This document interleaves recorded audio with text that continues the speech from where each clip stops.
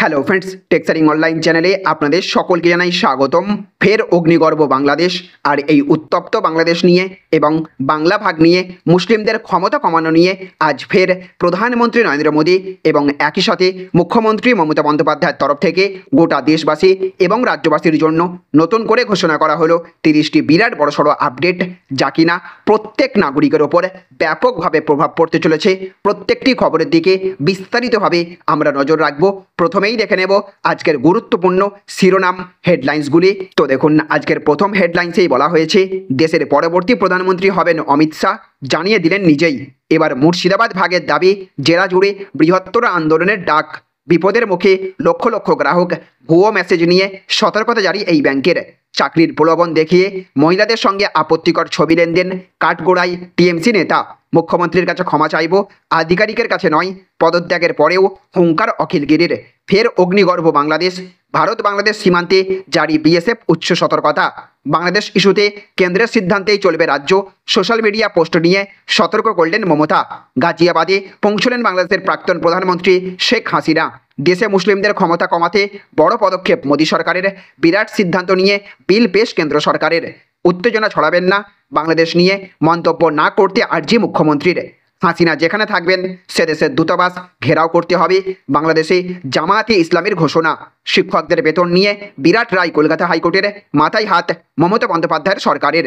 বঙ্গবন্ধুর মাথায় হাতুড়ির ঘা, হাসিনা দেশ ছাড়তেই ভাঙা হচ্ছে মুজিবুরের মূর্তি। দাম বাড়িয়ে চাপে পড়ে বাপ 123 টাকায় 4G, 28 দিনের প্ল্যান আনলো জিও। বিএসএনএলের ধোঁয়াধার প্ল্যান, 45 দিন থাকুন টেনশন ফ্রি, প্রতিদিন পান 2 GB ডেটা। হাইকোর্ট রাজ্য চালাতে চাই, আমরা কি করব মাইলর্ড, সুপ্রিম কোর্টের রাজ্য সরকার। আয়ুষ্মান ভারত প্রকল্প চালু করতেই হবে রাজ্যকে, হুঁশিয়ারি কেন্দ্রের। হিন্দুদের কাতাল করছে ওরা, 1 কোটি হিন্দু শরণার্থী নিতে প্রস্তুত, গর্জে উঠলেন শুভেন্দু। নওশাদকে হঠাৎ ডেকে নিলেন মমতা, জল্পনায় তোলপাড় বিধানসভা। আপনিও ডাকুন, আপনার বাড়িতেও যাব, শুভেন্দুকে হঠাৎ প্রস্তাব মমতার, বিনয়জির বিধানসভা। বিজেপি মুসলমানদের সহ্য করতে পারে না, উঠল বড় অভিযোগ। প্রতিটা হত্যার অন্যায়ের বিচার হবে, বাংলাদেশের রাশ হাতে নিয়ে মন্তব্য সেনা প্রধানের। ওয়াকফ আইন সংশোধন হলে কি মুসলিমদের জমি কেড়ে নেওয়া হবে, ব্যাখ্যা দিল কেন্দ্র সরকার। মুখ্যমন্ত্রী ভালোই তথ্য না দিলে অন্য পন্থা, দিল্লি থেকে হুঁশিয়ারি দিলেন বঙ্গের রাজ্যপাল বোস।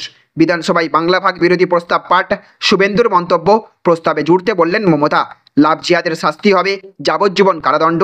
অসমে আইন প্রণয়নের ভাবনা অসমের মুখ্যমন্ত্রী হেমন্তের।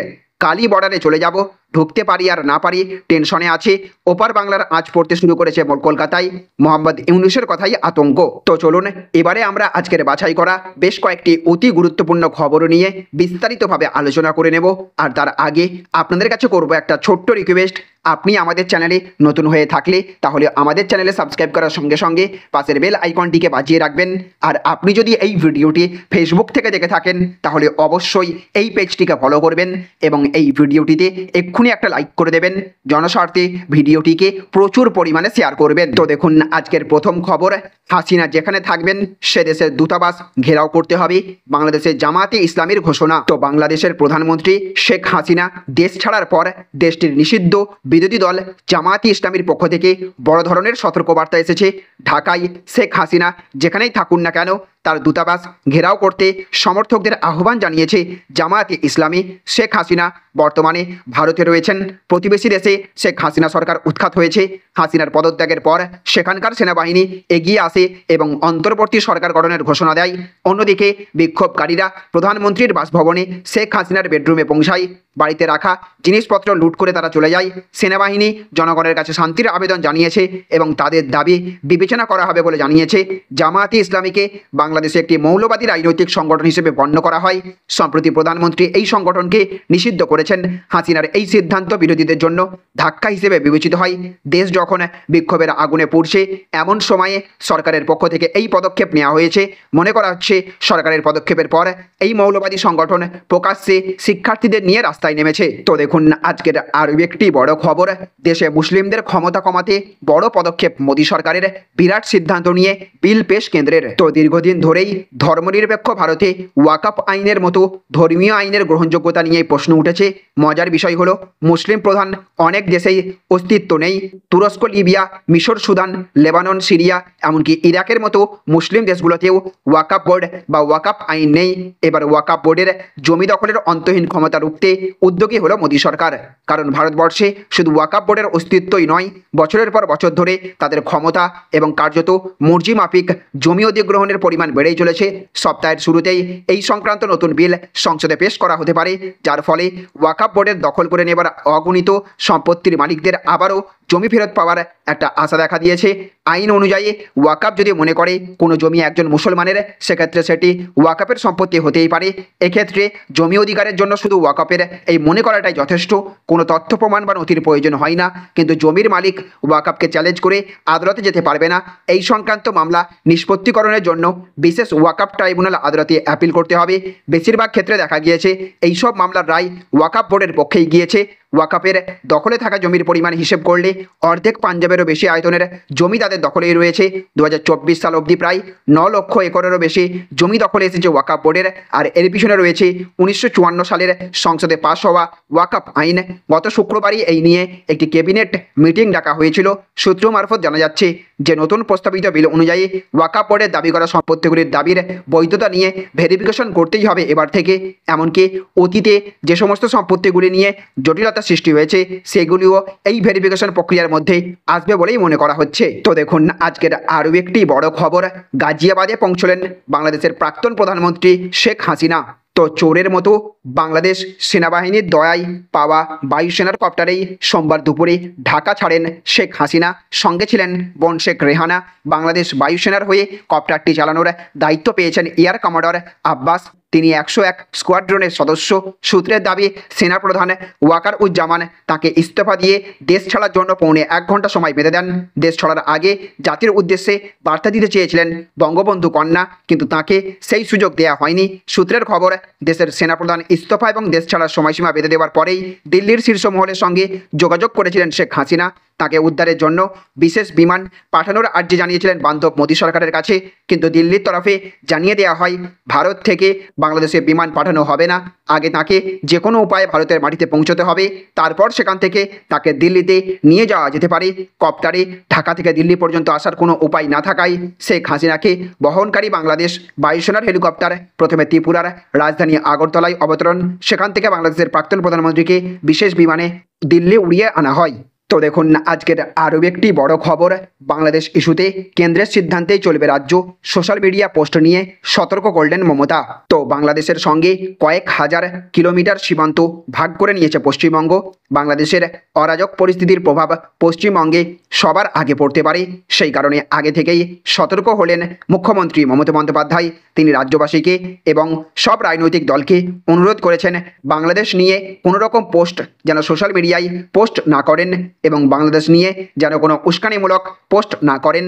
বাংলাদেশ ইস্যুতে কেন্দ্র যে পথে চলবে রাজ্যও সেই পথে চলবে বলে জানিয়েছেন মুখ্যমন্ত্রী মমতা বন্দ্যোপাধ্যায়। তো দেখুন আজকের আরও একটি বড় খবর, আপনিও ডাকুন আপনার বাড়িতেও যাব, শুভেন্দুকে হঠাৎ প্রস্তাব মমতার, বেনজির বিধানসভা। তো রাজ্য বিধানসভায় বিরল ঘটনা, বিরোধী দলনেতার প্রস্তাব মেনে নেবার পক্ষে সওয়াল করলেন মুখ্যমন্ত্রী মমতা বন্দ্যোপাধ্যায় স্বয়ং। বললেন অধ্যক্ষ অনুমতি দিলে বিরোধী দলনেতার বক্তব্য প্রস্তাবে যুক্ত করুন। কি এমন বলেছিলেন শুভেন্দু?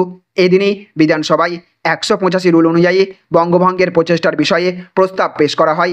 অধিবেশনেই শুভেন্দু বলেছেন, অনন্ত মহারাজের সঙ্গে বৈঠক মুখ্যমন্ত্রী করেছেন। আমার প্রস্তাব অখণ্ড পশ্চিমবঙ্গ, অবিভক্ত পশ্চিমবঙ্গ উন্নয়ন নিয়ে প্রস্তাব আনুন, আমরা সহমত পোষণ করব। এরপরই মুখ্যমন্ত্রী বলেছেন, এটা সংবেদনশীল বিষয়, পশ্চিমবঙ্গের উন্নয়ন নিয়ে যোগ করার কথা বলবো। পশ্চিমবঙ্গ এক থাকবে, আমরা ভাঙতে দেব না, এটা হাউজের স্বার্থে করা হোক। এরপরই মন্ত্রী শোভনদেব চট্টোপাধ্যায় চলে যান বিরোধী দলনেতার কাছে। এরপরই তাৎপর্যপূর্ণ মন্তব্য করেন মমতা। বলেছেন, বিরোধিতা করব বলে কাদা ছোঁড়াছুড়ি করব কেন? আমি দেশ এবং রাজ্য দুটোই ভালোবাসি। শোভন দেবদাকে বলবো, শুভেন্দু যা বলেছেন সেটা যুক্ত করুন। অনন্ত মহারাজের সঙ্গে বৈঠক প্রসঙ্গে তুলে মুখ্যমন্ত্রী সরাসরি শুভেন্দুর উদ্দেশ্যে বলেছেন, আমি একজনের বাড়িতে গিয়েছি বলে আপনাদের আপত্তির কি আছে?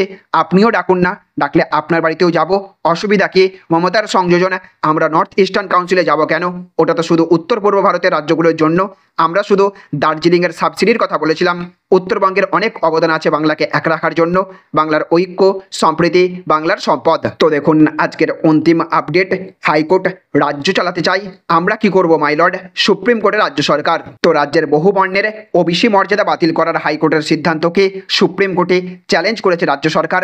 এই বিষয়ে শুনানি হয়, যেখানে সুপ্রিম কোর্ট নোটিশ জারি করে জবাব চেয়েছে। এই সময় খোদ হাইকোর্টের ওপরই কটূক্তি করেছেন রাজ্য সরকারের আইনজীবী। ওবিসি কোটা নিয়ে তৈরি জাতভিত্তিক তালিকায় হাইকোর্টের তীক্ষ্ণ মন্তব্যে রাজ্য সরকার আপত্তি জানিয়েছে। শুধু তাই নয়, যুক্তিতর্ক চলাকালীন রাজ্য সরকার সুপ্রিম কোর্টের কাছে জানতে চায় হাইকোর্ট নিজেই রাজ্য চালাতে চায় কিনা। রাজ্য সরকারের আইনজীবী ইন্দিরা জয়সিং বলেছেন, কেন এমন হচ্ছে? কারণ তারা মুসলমান। তারা বলে এটা ধর্মের ব্যাপার, যা সম্পূর্ণ ভুল। বলা হচ্ছে ওইসব লোককে মুসলিম বলেই সংরক্ষণ দেওয়া হয়েছে। আমাদের কাছে রিপোর্ট রয়েছে, যে সমস্ত সম্প্রদায়কে বিবেচনা করা হয়েছে, মণ্ডল কমিশনের সুপারিশের ভিত্তিতে কাজটি করা হয়েছে। সরকার রাজ্য চালাতে চায়, কিন্তু আদালত যদি তা করতে চায় তাহলে তা করা উচিত। সব পরে আমরা কি করতে পারি দয়া করে ব্যাখ্যা করুন। এইসব যুক্তিতর্ক শুনানি শেষে আদালত আবেদনের ওপর শুনানি করতে রাজি হন। তাহলে ফ্রেন্ডস বুঝতে পারলেন, এই ছিল আজকের কয়েকটি গুরুত্বপূর্ণ আপডেট। এই ভিডিওটি আপনাদের যদি ভালো লেগে থাকে তাহলে অবশ্যই ভিডিওটিতে একটা লাইক করবেন এবং অবশ্যই ভিডিওটিকে রাজ্যের সমস্ত মানুষের কাছে শেয়ার করে সকলকে জানার সুযোগ করে দেবেন। ভালো থাকবেন, সুস্থ থাকবেন। Thank you friends, thank you for watching.